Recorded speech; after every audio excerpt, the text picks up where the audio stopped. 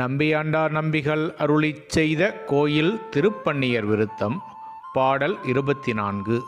சிறைப்புலவாம் புனல் சூழ் வயல் தில்லை சிற்றம்பலத்து பிறைப்பிலவார் சடையோன் திருநாமங்களே பிதற்ற மிறைப்புலவாகி வெந்நீரணிந்து ஓடேந்தும் வித்தகர்தம் உரைப்புலவோ அயன் மாலினொடு உம்பர்தம் நாயகர்க்கே.